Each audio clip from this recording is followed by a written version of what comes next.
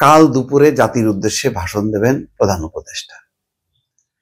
কালকে supreme court এলাকার নিরাপত্তার জন্য সেনা মোতায়েন চেয়ে চিঠি দিয়েছে সুপ্রিম কোর্ট। তারপরের খবরগুলো হচ্ছে এরকম, সেই চট্টগ্রামে সাবেক শিক্ষামন্ত্রী নওফিলের বাসায় অভিযান, 7 জন গ্রেপ্তার।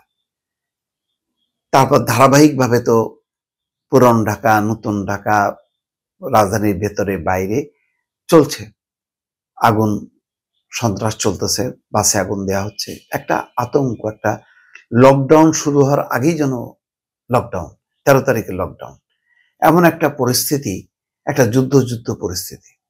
আসলে যেটা দেখা যাচ্ছে যে শেখ হাসিনার এই রায়কে ঘিরে এমন একটা পরিস্থিতি, যে পরিস্থিতি মনে হচ্ছে সরকার এই বোধহয় অজানা একটা শঙ্কায় যে পড়ে গেল, কি জানি হবে, আসলে কিছুই হবে না।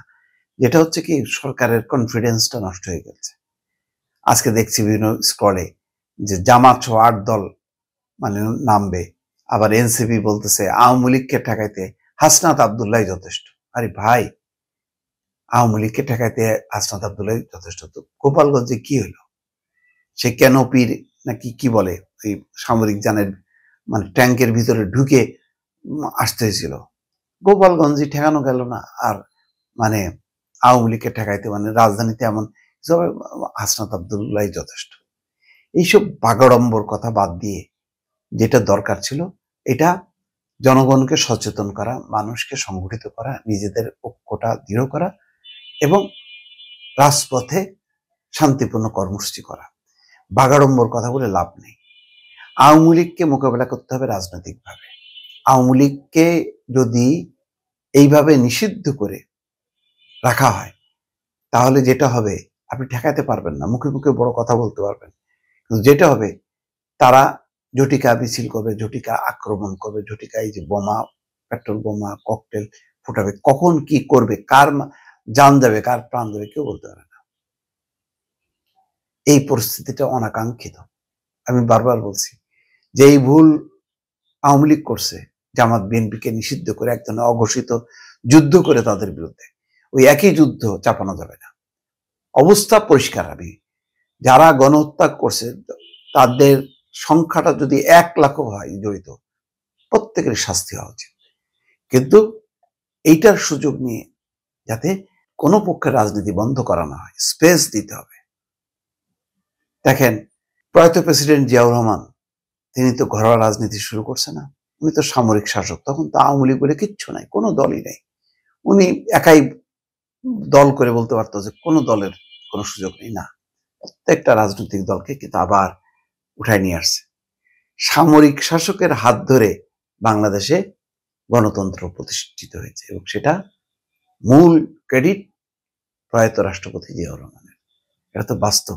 আওয়ামী লীগ স্বীকার করবে না, আমি জানি, কিন্তু আমরা তো ঘটনা জানি।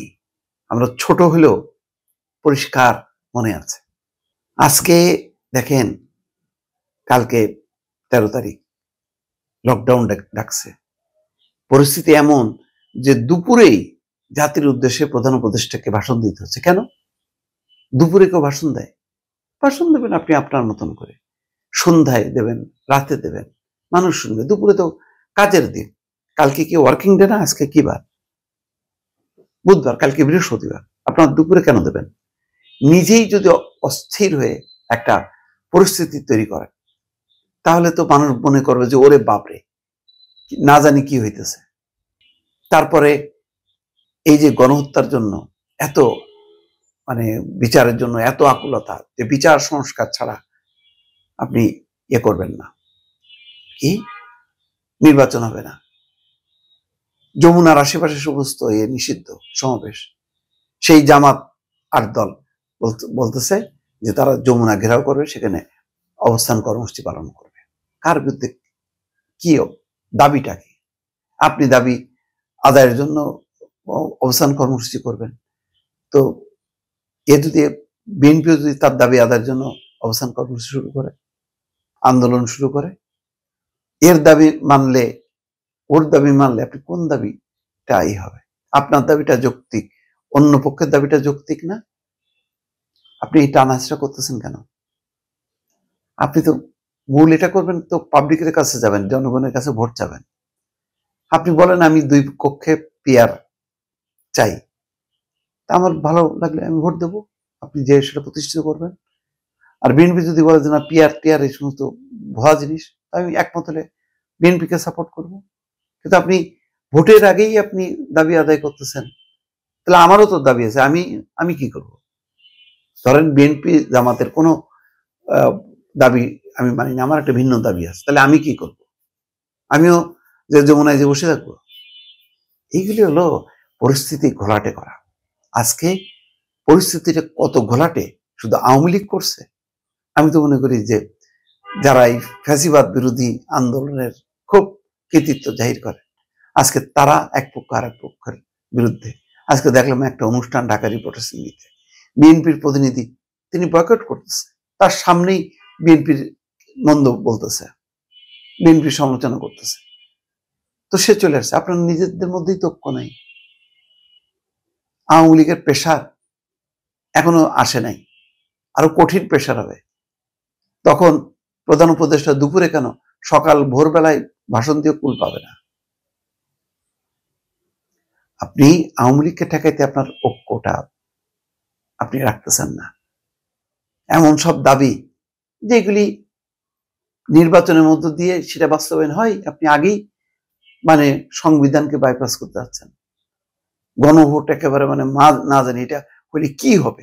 অতীতে তো বহু গণভোট হয়েছে, কই তার মধ্য দিয়ে কি প্রতিষ্ঠিত হয়েছে?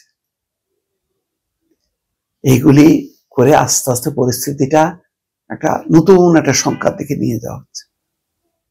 অনেকে তো বলে যে এই সরকার আসলে নির্বাচন করতে পারবে না, নির্বাচন করার ক্ষমতা নেই, কারণ সে হয়তো ব্যবসার ম্যানেজমেন্ট বোঝে, রাজনীতির ব্যবস্থাপনা বোঝে না, যার কারণে আজকে পরিস্থিতি এরকম।